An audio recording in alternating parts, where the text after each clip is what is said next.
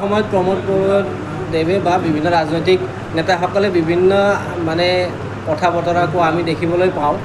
তাত আমাৰ বিশেষকৈ ক'ব লগা একো নাই, কিন্তু গোৰ্খা উন্নয়ন বোৰ্ড যদি BTCত তাৰমানে গঠন হ'লে হয় তেতিয়াহ'লে নিশ্চয় BTCৰ গোৰ্খাসকলৰ বিভিন্ন আৰ্থ সামাজিক দিশত উন্নতি হ'লে হয়। কিন্তু সেই নিৰ্বাচনৰ আগত যিটো তেওঁ মানে আশ্বাসন দিছিল, তেওঁ যিহেতু এতিয়া কাকো দিয়া নাই, গতিকে গোৰ্খাকো দিয়া নাই। আমি বিশেষকৈ সেইবিলাক ডেভেলপমেণ্ট বৰ্ডৰ কথাক লৈ আমি খুব বেছি আমি মোৰ মানে এই কৰি নাথাকোঁ। আমাক আচল কথাটো হ'ল কি, আমাৰ BTCত বসবাস কৰা গোৰ্খাসকলৰ প্ৰধান সমস্যাটো হ'ল ভূমি সমস্যা। গতিকে ভূমি সমস্যা সমাধান নকৰালৈকে ডেভেলপমেণ্ট বৰ্ড দি, ৱেলফেয়াৰ বৰ্ড দি, কিবা কৰি এটা ঘৰ বনাই দি তেনেকৈ মানে উন্নয়ন নহয়। আমাক আচল সমস্যাটো হ'ল আমাৰ ভূমিৰ সমস্যা। আমাৰ যেতিয়ালৈকে ভূমিৰ সমস্যা সমাধান নহয়, ভূমি আৰু ৰাজনৈতিক সমস্যা যেতিয়ালৈকে সমাধান নহয়, তেতিয়ালৈকে ডেভেলপমেণ্ট বৰ্ড হওক বা বেলেগ অন্যান্য কিবা মানে বৰ্ড হওক, ৱেলফেয়াৰ আঁচনি হওক, সেইবিলাক আঁচনি দি আমাৰ গোৰ্খা জাতিক বিশেষ মানে উন্নতিৰ দিশত আগ নবঢ়া বুলি আমি ভাবোঁ।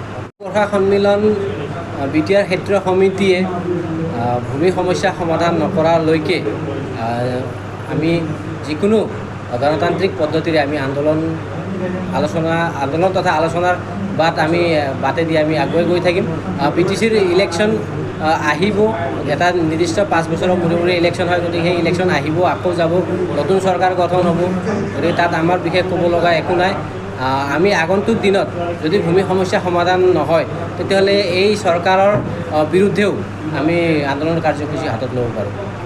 অসম গোৰ্খা সন্মিলন BTR ক্ষেত্ৰীয় সমিতিয়ে সমষ্টি পুনৰ নিৰ্ধাৰণৰ ক্ষেত্ৰত আগতে এটা উপসমিতি গঠন কৰা হৈছে, আৰু সেই উপসমিতিৰ যোগেদি BTC চিফ প্ৰমোদ বড়ো, অসমৰ সন্মানীয় মুখ্যমন্ত্ৰী হিমন্ত বিশ্ব শৰ্মা ডাঙৰীয়া আৰু অসমৰ মহামহিম ৰাজ্যপাল তেখেতৰ হাতত আমি এটা মেমৰেণ্ডাম অলৰেডি ছাবমিট কৰা আছে। আমি BTC চিফক আৰু নিখিল বড়ো ছাত্ৰ সন্থাৰ সন্মানীয় সভাপতি দীপেন বড়োদেৱকো আমি অনুৰোধ জনাইছোঁ যাতে অন্ততঃ 4টা সমষ্টিত, যিটো নতুন সমষ্টি পুনৰ নিৰ্ধাৰণ হ'বলৈ গৈ আছে, 40টা সমষ্টিৰ পৰা যিটো 54টা সমষ্টি হ'বলৈ গৈ আছে, সেই 54টা সমষ্টিৰ ভিতৰত যাতে ওদালগুৰি, তামোলপুৰ আৰু বাক্সাত অন্ততঃ 4টা এনেকুৱা সমষ্টি যাতে হয়, তাত আমাৰ গোৰ্খাসকলে নিৰ্বাচিত হৈ আহিব পাৰে। তাৰ কাৰণে আমি অলৰেডি মেমৰেণ্ডাম ছাবমিট কৰিছোঁ, আৰু আমি আশা ৰাখিছোঁ আমাৰ যিটো ন্যায্য দাবী, সেই দাবীত তেওঁলোকে সহযোগিতা আগবঢ়ায়, আৰু অন্ততঃ 4টা সমষ্টি য'ত আমাৰ গোৰ্খা নিজে ইলেকশ্যন খেলি যাতে নিৰ্বাচিত হৈ আহিব পাৰে, তেনেকৈ 4টা অন্ততঃ সমষ্টি নতুনকৈ যিটো নিৰ্ধাৰণ হ'ব লগা আছে তাত আমি পাম বুলি আমি আশাবাদী। অসম গোৰ্খা সন্মিলন BTR ক্ষেত্ৰীয় সমিতিৰ এখনি বৰ্ধিত কাৰ্যনিৰ্বাহক সভা আজি ৰঙিয়াস্থিত মিলন হোটেলত সম্পন্ন হৈ যায়। আজিৰ সভাত BTR ক্ষেত্ৰীয় সমিতিৰ অন্তৰ্গত কোকৰাঝাৰ, চিৰাং, বাক্সা, তামোলপুৰ আৰু ওদালগুৰি জিলা তথা কেন্দ্ৰীয় সমিতিৰ BTR ক্ষেত্ৰীয় সমিতিৰ অন্তৰ্গত থকা কেন্দ্ৰীয় সমিতিৰ বিভিন্ন পদাধিকাৰীবৰ্গই আজি এই সভাত অংশগ্ৰহণ কৰে। আজিৰ সভাত বিভিন্ন বিষয়ৰ ওপৰত চৰ্চা পৰিচৰ্চা হয়। বিশেষকৈ BTR ক্ষেত্ৰীয় ভিতৰত থকা গোৰ্খাসকলৰ ভূমিৰ সমস্যা, যিটো সমস্যা তাৰমানে বহুত দিনৰ পৰাই ভূমি সমস্যাটো সমাধান হৈ থকা নাই।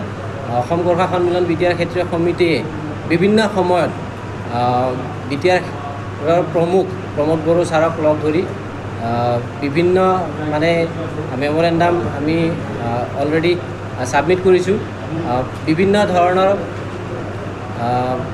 প্ৰতিবাদী কাৰ্যসূচীও আমি লৈছোঁ, কিন্তু এই গোটেই প্ৰতিবাদী কাৰ্যসূচীয়ে হওক, বিভিন্ন ধৰণৰ আবেদন নিবেদন হওক, সেই গোটেই আবেদন নিবেদন তথা প্ৰতিবাদী কাৰ্যসূচীয়েও মানে আমাৰ ভূমি সমস্যাটো সমাধান কৰিব পৰা নাই। এতিয়া আগন্তুক দিনত আজিৰ সভাই এটা প্ৰস্তাৱ গ্ৰহণ কৰিছে যে আগন্তুক দিনত BTCৰ লেণ্ড এণ্ড ৰেভিনিউ ডিপাৰ্টমেণ্টৰ EM ৰঞ্জিত বসুমতাৰীক লগ ধৰি আমি আকৌ আমাৰ সমস্যা তেওঁলোকক অৱগত কৰিম। BTCৰ প্ৰমুখ প্ৰমোদ বড়োদেৱকো লগ ধৰি আমি আমাৰ সমস্যা অৱগত কৰিম, আৰু আমাৰ এই সমস্যাৰ বিষয়ে অসমৰ সন্মানীয় মুখ্যমন্ত্ৰী হিমন্ত বিশ্ব শৰ্মা ডাঙৰীয়াক লগ ধৰিও আমি অৱগত কৰাৰ আজি এটা প্ৰস্তাৱ গ্ৰহণ কৰা হৈছে। আৰু যদি আগন্তুক দিনত তেওঁলোকে আমাৰ সমস্যাৰ প্ৰতি যদি কাণ সাৰ নিদিয়ে, তেতিয়াহ'লে আমি গণতান্ত্ৰিক পদ্ধতিৰে বিভিন্ন প্ৰতিবাদী কাৰ্যসূচী হাতত ল'বৰ কাৰণে আমি বাধ্য হ'ম।